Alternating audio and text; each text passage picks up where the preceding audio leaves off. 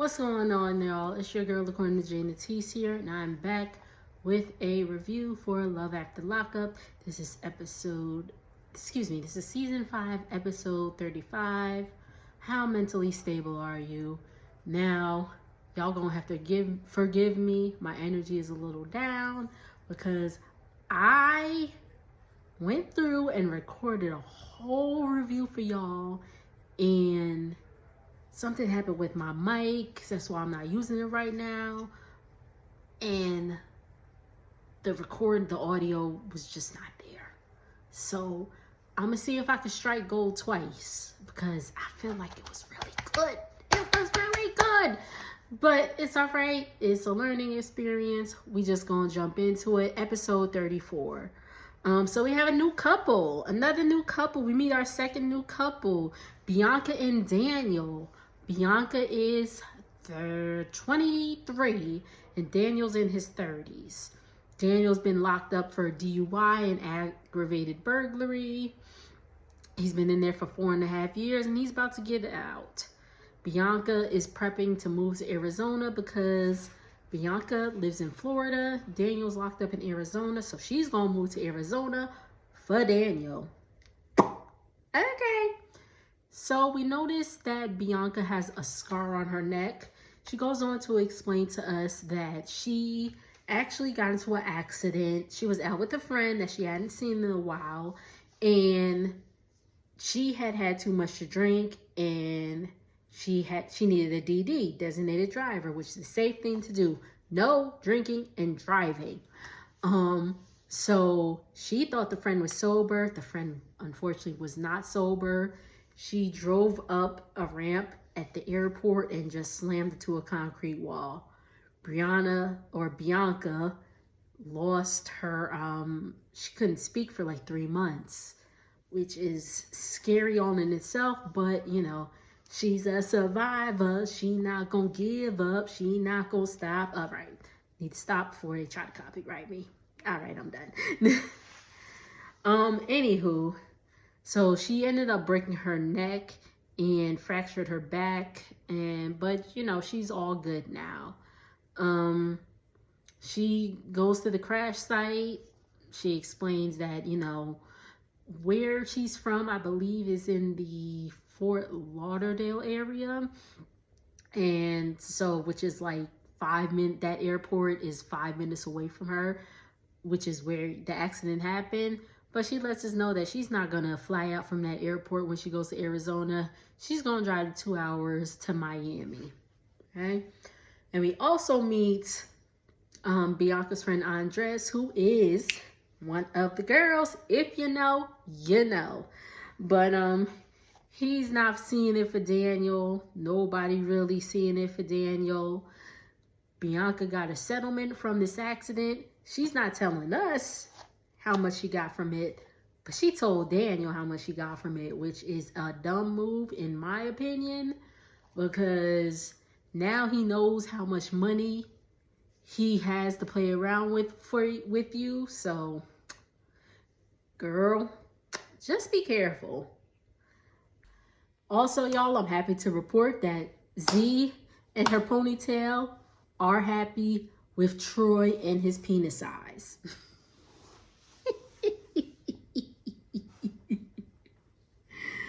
I'm sorry, y'all, but she was all concerned about, is it too big? Is it too little? Oh, well, no, she was concerned if it was too little, but she was happy with it. She said it's big. Thank you for the information. Okay.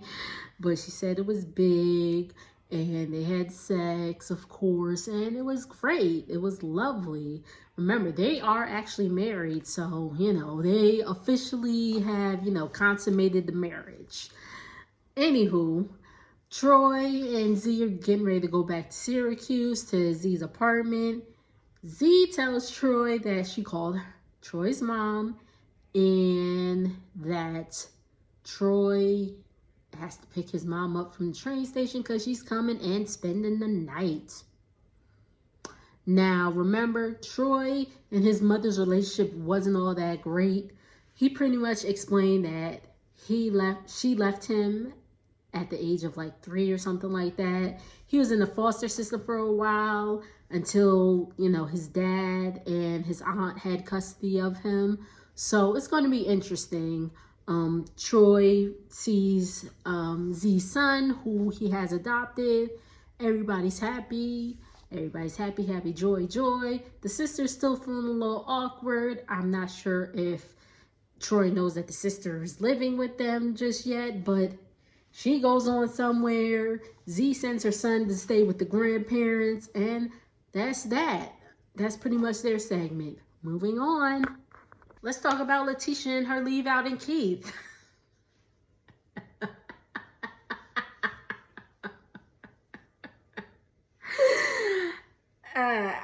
Listen, y'all know, don't y'all just want to do this to Letitia's her leave out? I have locks, so it's different.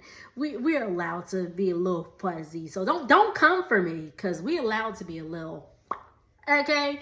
Anyway, so Letitia says that, you know, Troy, Lord Jesus. Keith's supposed to be getting out of jail. He's supposed to be eligible for immediate release, and she hasn't heard anything. So she calls asking about what's the deal with his immediate release. The person on the phone says, I don't see anything about him getting immediately released. So at this point, Letitia has to reach out to the person that she hired to try to get Troy out of jail, which is not a lawyer, but a paralegal. She paid this man $1,000 to get Troy out of jail.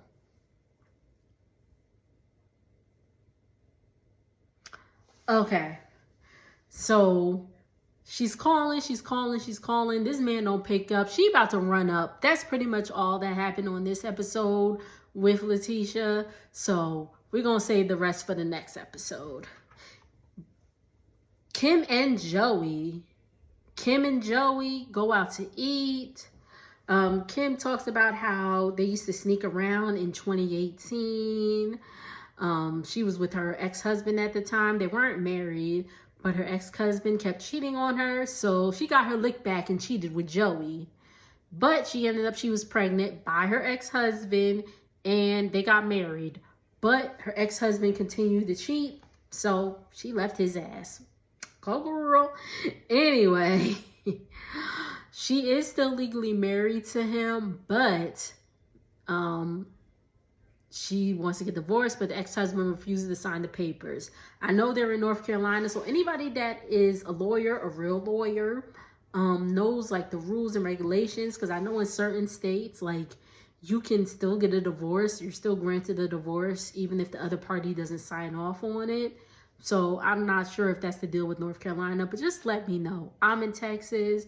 I don't know. I'm not married, so I don't know those rules or anything like that, but just let me know what those rules are. So they're about to go to this cabin, but before they get to the cabin, actually, nope, excuse me. They get to the cabin to stay the night. Kim's nervous about having sex with Joey because she hasn't been with him since 2018. And she done had 2 babies since then. So she's a little, you know, self-conscious about her body and all that stuff. But Joey still continues to beat it out the frame and proceeds to tell us that he did not use protection. Okay, now, question for y'all. If your man is just getting out of jail, your man, your woman, whoever, and y'all have sex, y'all using protection or not? Because, I mean, I'm the type of person, I'm just like, listen, I need to see a clean bill of health. Before we get down, I need to see a clean bill of health. Like, I'm in a relationship, I've been in a relationship for 5 years now, 5.5 years, like, I still get tested. Okay, I'm just saying, just keep up with your status, people. That's all I'm saying. Just keep up with your status. Thank you. Anywho, they have sex and, you know, it's great. It's the next morning. They're about to go back to Kim's house. They go and stop at a toy store because Joey wants to get toys for the kids. And excuse me. It's a little mom and pop store, and he's going shopping with Kim's card, of course, and he spends like $316 on these toys for the kids, which they probably only gonna play with once because they're like 5 and 3. You couldn't go to Walmart. You couldn't go to Toys R Us, doesn't exist anymore. Target, KB Toys. I don't even think KB Toys exists anymore. Anyway, I'm just saying. And mind you, Kim said she only makes like $15 an hour, which I remember making $15 an hour, and I ain't have no children. I don't have children, and I'm still just like, dang, I don't even make 15. I make more than $15 an hour now, and I'm still like, child, I couldn't imagine. Like, even where I work now, I'm just like, people are raising their kids on this income, and I'm just like, child, how do y'all do it? Anywho, moving on. Shantae and True. Shantae and True. They about to take us through. Shantae and True. That rhymes. Bars. Make sure y'all hydrate.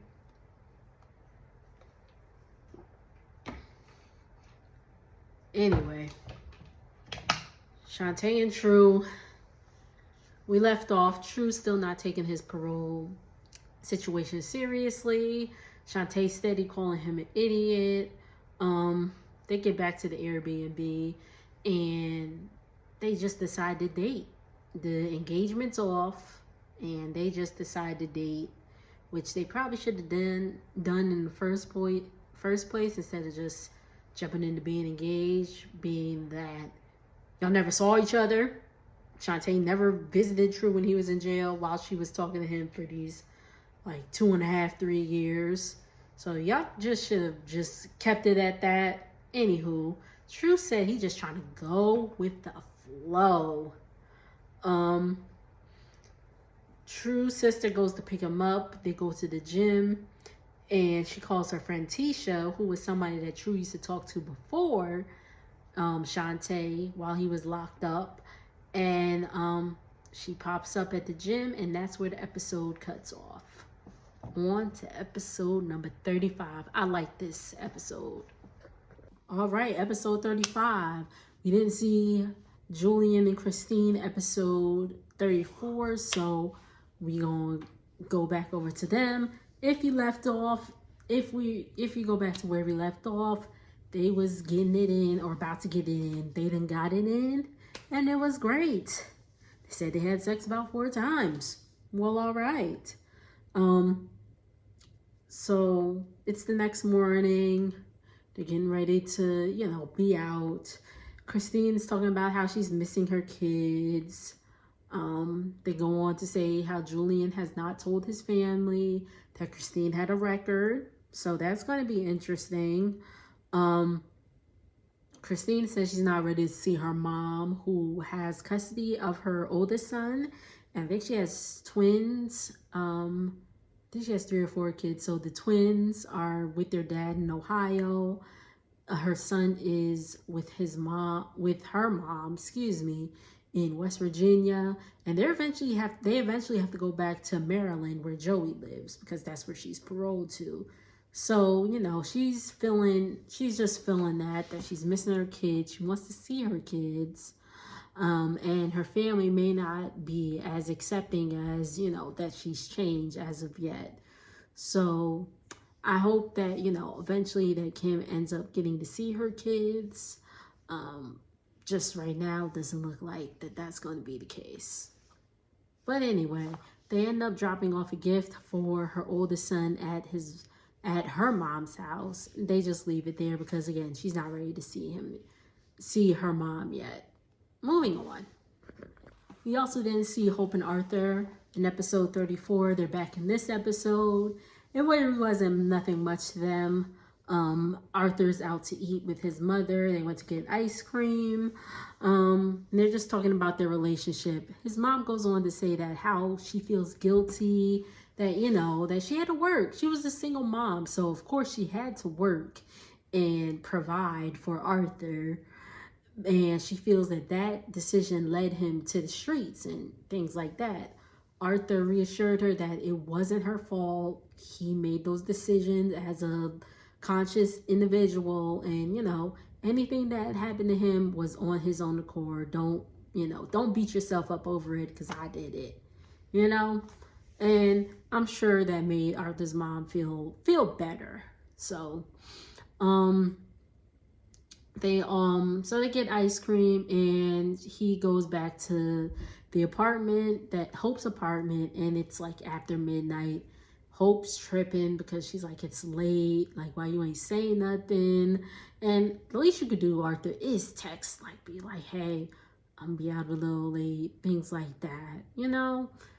It's the least you could do. I mean, she may have been tripping a little bit, but just be like, hey, I might be out late. She's like, I don't like you coming home that late, which midnight isn't late, because for example, my dude gets off of work at like 11, and when he's not working from home, he has to come home, and it may be like close to midnight or after midnight when he gets home.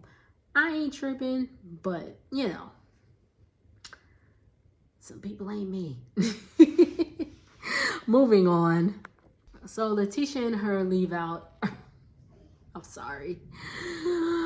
Letitia is going to see the paralegal that she hired to get kicked out of jail, because she's like, what's up? He's supposed to be immediately released. So she pulls up. She's like, hey, this is what's going on. Also, I looked you up, and I know you've been to jail. So, which doesn't have to do with anything, just I know. I see you. Anyway, the paralegal explains that yes, he is a convicted felon, but he got his own self out of jail, actually. And he got like 40 to 50 other people out of jail. And he says that Keith's sentence, Keith shouldn't even be in jail, according to him. But if that's the case, where's Keith? Okay. So he's reassuring Lakeisha, that he's got it. He's taking care of it. Blah, blah. Letitia went out with her friend to eat. And she's just saying that, she's a little strapped. Her finances are going through it.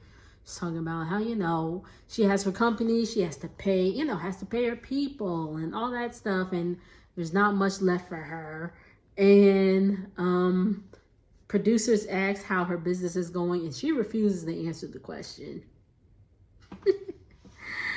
But if you've seen in the blogs, we know that Letitia has had some financial issues. I think she lost the place where her company is, and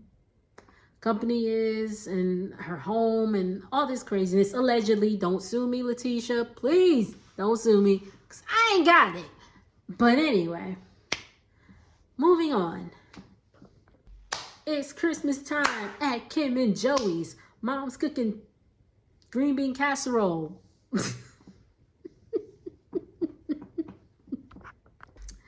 All right, so with Kim and Joey, it's Christmas time. They're waking up with the boys, and they're excited. They're unwrapping gifts.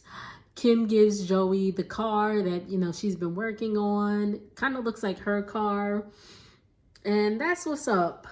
Kim put air tags in Joey's car, so you already know where this is going. Kim put air tags in Joey's car so she could track everywhere he go. Everywhere he go. People want to know. People want to know. Kim and Joey, I don't know where this relationship is going for them. Anywho, so it's still Christmas morning. Joey's like, I'm about to go out. Kim's like, where you going? It's Christmas. He's like, I just need to clear my head. These kids is driving me crazy. So Joey's driving around. He said he was feeling a little overwhelmed with the boys and all that stuff. We just get to know more about Joey. He says that he lost his best friend in 2001. His best friend was racing a Mustang and then ended up hitting a power pole. And, you know, unfortunately, his best friend is not here. So may his best friend continue to rest in peace. And just puts us on to how he started selling drugs and he really wants to be clean. So we'll see how this story goes. Moving on. Troy comes back to the house with his mom, and immediately she pulls up, or Troy pulls up, and the mom is immediately like, "Oh, this is nice, girl." So she gets reacquainted with Z because they have had interaction before. Z lets us know that, you know, they interacted at his mom's house in Buffalo. Z lives in Syracuse, which I'm from the Northeast, so it's about maybe like 2 hours away, something along those lines. And that the mama kicked her out before. But anyway, they cool now. Z's sister's still there. Z ordered some food, some Chinese. While, you know, Z and her sister are getting the food set up, we hear Troy's mom talking about Yana. And who is Yana, you may ask? Yana is Troy's baby mama and ex-girlfriend. And I don't know why I want to say Yana, but it seems appropriate. And Z is very uncomfortable with Troy's mom steady talking about Yana. And she feels like Yana still has feelings for Troy. I don't know how old Troy's daughter is, but she feels like that, you know, Yana still has feelings for Troy. She doesn't really see it for Z. And Z's feeling very uncomfortable. Why is he talking about the ex? And Troy's just like, it's cool. But Z shuts down. Z shuts down to the point where they're getting ready for bed, and she tells Troy to sleep on the couch. Now, I don't know how I would have handled that. I don't think I would have let my dude sleep on the couch, just because his mama's talking about the ex. What they gotta do with him? Like, I mean, he could have been like, hey, no, don't do that. But he didn't, and it is what it is. Anywho, so it's the next day and it's Sunday morning and it's time for church.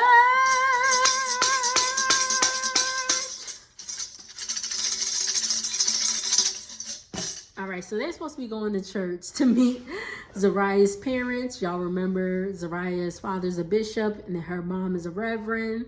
So, of course, it's important that Troy meets up with her parents as well as Troy's mother. Z apologizes to Troy for shutting down and all that stuff. And that's just something they're going to have to work on. They're married. He's married now. They've been married. So that's just something they're going to have to work on as a married couple. So they're getting ready for church. Troy's mom lets us know that she ain't got no panties on. She ain't got no panties on. Ain't got no panties on. She ain't got no panties on. Okay. So she ain't got no panties on, and she's like, oh, Lord, I'm about to step up in this church and just whoosh, just catch a fire. The Lord said, come as you are. So come on as you are, mama. No panties and all. Just sit, cross your legs. Cross your legs. In addition to that, she took 2 gummies, as in marijuana gummies, because I believe it's legal in New York. Y'all let me know. I think they legalized it after I moved. I live in Texas. I used to live in New Jersey. I live in Texas, and they legalized marijuana after I moved. But so y'all let me know if it's legal in New York. I'm pretty sure it is. Anywho, so they're driving to church. They get to the church, and Troy's mom is like, ooh, this church in the ghetto. Anyway, they get to the church and everybody's just up praising, singing, hallelujah. Z's dad, goes up to preach, and the weed gummies done hit Miss Karen, Troy's mama, because she just can't stop laughing. She got the giggles while the man is up there preaching the good word of the Lord. She got the giggles because the weed done hit her. That's where we left off with them. Moving on, y'all. Shantae and True. They're the reason why I've been needing my wine. This was wine in here. So, True ends up seeing Tisha, who is his sister's friend, who wants to be called Shantae, but we ain't gonna call her that because we already got a Shantae. So we ain't doing no more Shantaes, okay? So Tisha used to talk to True before our Shantae that we know came in the picture, but then she got involved with some other dude and stopped talking to True. But she is ready to throw the on him. Like, she is giving very much like pick me energy. I could change your life. I could do this. I could do that. And she is ready. She is hot and ready. Her loins are hot and ready like Little Caesars. But Troy does let her know that, he's in a situation right now. She's like, well, once you get out that situation, hit me up. So again, she hot and ready like Little Caesars because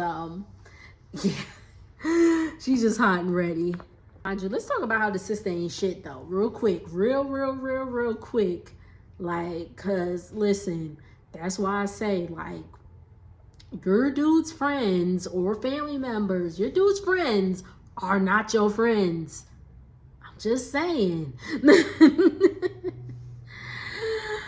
Like, cause the sister was just like, whatever, I'm gonna just let him talk to my friend. I don't care that Shantae at the Airbnb chilling. Shantae at the Airbnb chilling like she ain't got a car. Like, she can't go explore the city that she's in. Like, she can't go and get a 444 from Wendy's to get back at True, because True came back home with a 444 from Wendy's. I don't know if it was a 444, but it was from Wendy's, and they get Shantae nothing. So ma'am, you could have went to the store and got you some Wendy's. Okay? Anywho, but Shantae's just chilling at the house, all loom and groom and all that stuff. True gets back. Shantae's packing up, and she's like, I gotta go home. I gotta see my kids. I gotta see my granddaughters. And I was like, pump your brakes, because Shantae about 35, and she a grandmother. I'm 34, and I don't got no children. Not yet, God willing, but I got no children. So, like, by the time I have children and grandchildren, I'm probably going to be about 80. But anyway, I understand it happens. You have kids young. They have kids young. You're going to be a grandmother at 35. It is what it is. Whatever. Good for her. But she's like, I want to get back and all that stuff. And True pretty much breaks up with Shantae, because True want to have a hot boy summer or winter or whatever time of the year it is that they filmed. So she's just like, whatever. She's packing her stuff, and he's like, so I'm not playing you. Here's $1,000. And Shantae's steady like, I don't want it. And True's like, nah, take it. And I'm looking like, shit. This dude giving you $1,000 and you trying to be cute and not take it? Shit. If you know where that shit is from We Could Be Friends. Drop it down in the comments. Anyway, so Shantae gets in the car ready to leave, and True is talking about how Shantae tricked him. And I'm trying to figure out how exactly she tricked him. My boyfriend and I had a discussion. I might get him on one of these one day. He feels that Shantae may have tricked him a little bit. I don't really see why. It could be because, you know, she's a homebody. There's nothing wrong with being a homebody, but obviously True wants to be outside. He just got out of jail. He ain't trying to be in the house. He ain't trying to be committed and all that, committed to anybody and all that stuff. And Shantae is just like, I'm just chilling. This is what I do. I'm not sure, but Shantae pulls off. She pulls off on the side of the road. I don't even think it was the side of the road. It was just a random stop sign. She calls her brother like, y'all told me to leave him alone. And she done had a whole breakdown, y'all. She done had a whole breakdown. So we gonna see what happens next week. Yeah, we just gonna see what happens next week. Thank you so much for tuning into this review. I hope you liked it. Be sure to give me a like, a comment, subscribe to my channel, share it on your social media platforms. I'm gonna add all my social media platforms in the description. Please, please, please, and let YouTube know I'm here, because we're trying to do big things with this channel.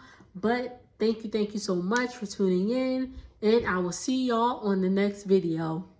Later.